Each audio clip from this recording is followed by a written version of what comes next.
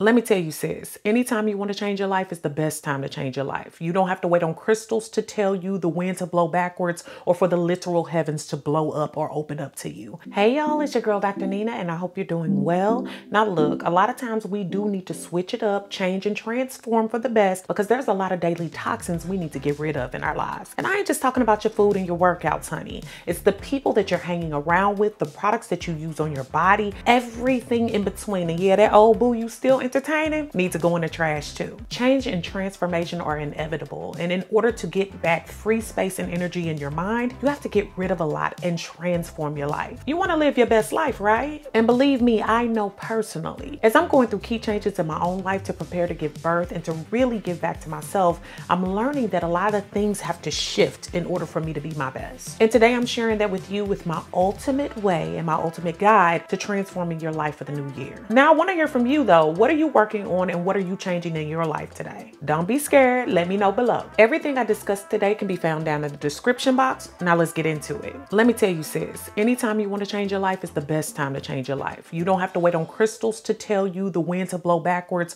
or for the literal heavens to blow up or open up to you. Anything you want to do is within reach. So something that I usually do is do like an every 3-month check-in with myself and see what things I want to accomplish. I make those overarching goals and I perform maintenance along the way. That makes it less daunting. It makes it simpler. And it also makes me feel like I'm improving my quality of life. I regularly reflect on my life and remove the things that are no longer serving me. And this is hard as hell. I've noticed that adding new and exciting things that make sense for my life have added to the quality of my life and have tremendously made me more effective and efficient in achieving the goals that I want. This is how I've made it easier to make better decisions in my life daily. And I know a lot of you ask me how I stay so disciplined. That's exactly why. All you need is a little bit of time and dedication to get started. Find a week with less commitments and boot it right on up. I like to visualize before what I will look like when it's done. And then after, I give myself a break. I give myself grace. I look back and I pat myself on the back and I do big up myself. Look, I did that. I said I wanted to do it. I set out to do it and I'm going to keep it up. And that allows me to make sure that I feel comfortable in myself. If no one else is going to be nice to me about it,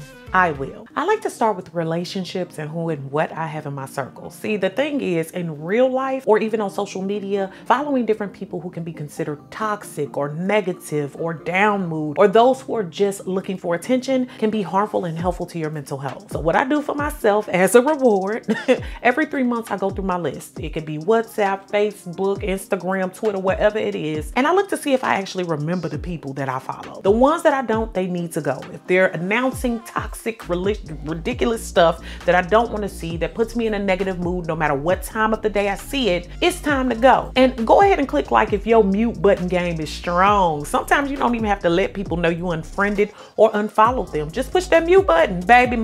My game is real good. Sometimes I'm good for opening the app and seeing people stunting, fronting, and trolling. This week they P. Diddy, but next week they want to be Malcolm X. I just can't do it. And I'm real good for leaving and muting groups that no longer are good for me either. I even had to do this recently. Like my own neighborhood group sometimes can get off the chain. Do you hear me? People be finding any reason to fight each other, talk crazy to one another. And I'm not saying it always gets way out of hand, but sometimes it just puts you in a more negative space and mood. So you're unable to be productive. You're unable to be disciplined. You're unable to stay focused. Really, that's not good for you. And believe it or not, even as a person heavy on social media, I really don't spend a lot of time on it. I really try to make sure that I turn my notifications off and I'm only checking as necessary, maybe twice a day. Now, if you think my social media cutoff game is good, baby, catch me in real life, okay? I will cut people off like they need to be. I'm not just walking around cutting cords, but when it's necessary, I do so. So I like to make often a list within these 3 months and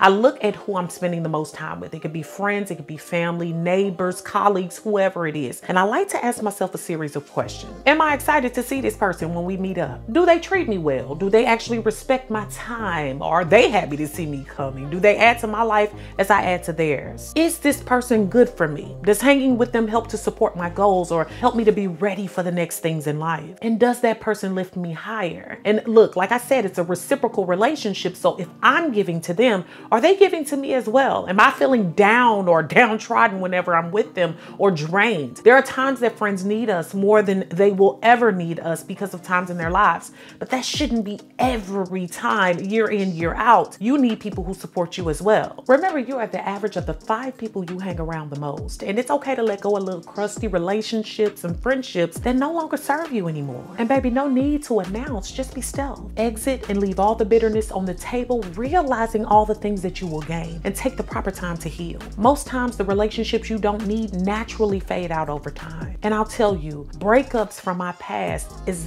bad as some of them were, even though they were amicable, I can say that those led me to the path to be with my husband in a healthy relationship and to now have our baby coming here soon. Without removing the old and changing, I couldn't get the new. It might be a bit harder to detach from toxic relationships, and especially those that involve groups. At these times, I try to have civil talks with people, let them know where I'm feeling and what I'm standing for and not standing for. And if that's not reverenced or taken seriously, I do move away quickly. I strategically remove things from my mind and my body as well, because you can't move up in the body if your mind all jacked up. And I often have to get clear on how I'm holding myself back and upgrade my own mindset, because every problem you have is not because of somebody else. A lot of times it's you. I do what I call the fear of belief cleansing. And I've told y'all about this before, but I rate various areas of my life on a scale from 1 to 10. And some of my areas have changed just a bit. There's family, romantic relationships, social and community or friendships, career, work, school, and personal fulfillment, health and fitness, finances, spirituality, lifestyle and home, and fun and adventure. So I strategically take this list and I like to analyze what I've rated an 8 or below, because there's a little room for improvement, right? So I like to look at the current state as well as the ideal state that I would like to have for those areas. And y'all know this, but at one point in my life, health and fitness were in the garbage. And I'm reminded of this even heavier right now,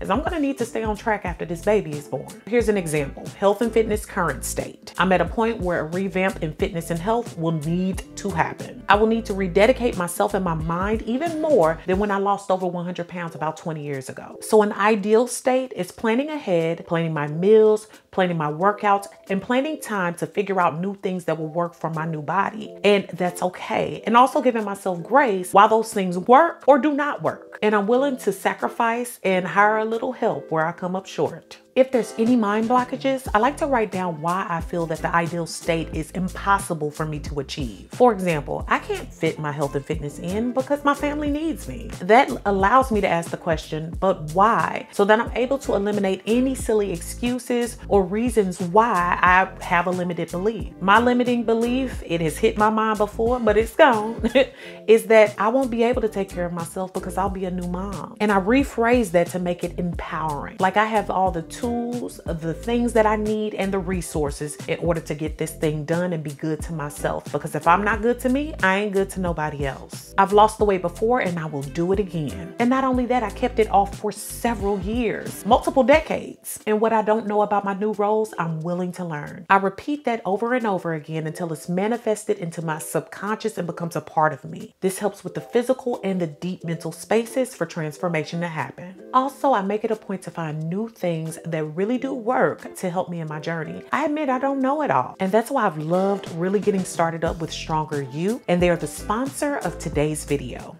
It's an app that I've been exploring before and that will help me after the birth of my baby. They help to connect people with customized nutrition programs and wonderful coaches in order to help them reach their goals. Whether it be a weight loss goal or helping them get a new gym routine or even just figuring out more about health and fitness and nutrition, Stronger You has a coach that's perfect for you. They have registered dietitians and NASM and Precision Nutrition certified coaches, and they create individualized plans for their clients. And I'm currently studying through NASM myself, so I know they are legit. And they have real human coaches, not AI, that really do connect with you through the app. They have accountability check-ins, unlimited advice and encouragement throughout your journey. And the app provides wonderful resources like recipes, nutrition, and well-being journals. And you have exclusive access to your peers and so much more with Stronger You. And if you aren't happy with your progress, there's a 30-day money-back guarantee for clients. That's amazing. Sign up is simple. simple. And once you do, you take a survey that helps you to figure out more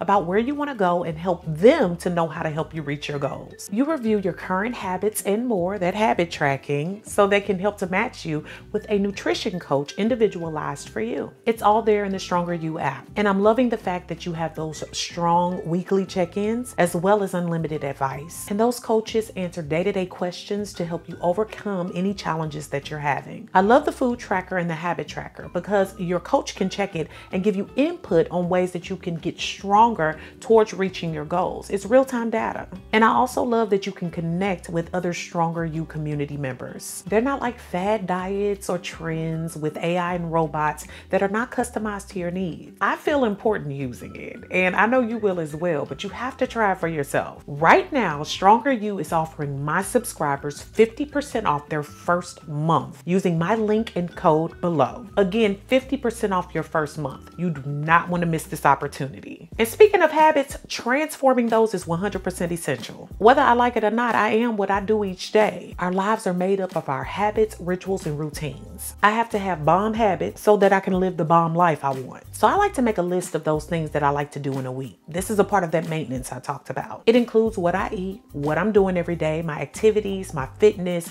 my self-care, my body care, and even the people I'm surrounding myself with. Then I ask myself certain questions. Yes, I stay asking myself questions. Is this habit actually aligned with my goals? So for instance, if I'm sitting around watching Netflix all night long, is that helping me get to the bag that I want to get to? I mean, am I actually doing what I say I want to do in order to start that business I want to start? Is the habit good for me? So mindlessly browsing the internet is not horrible all the time, but if it's preventing you from getting on in life and doing the things that you need to, or spending time with people that are right in front of you, then it is hindering you. And do I actually enjoy this, or is it out of social pressure? Are you going to after night clubs and doing other things with friends, like going to these happy hours and other things and spending all this money when you may not even enjoy it? You're just doing it to be socially acceptable. What you got to realize is that with habits, it's not just about doing something. Sometimes, even when you're trying to quit something and pick up a new habit, you have to replace it with something positive. So when I wanted to get better with intermittent fasting and I was trying to distract myself from eating during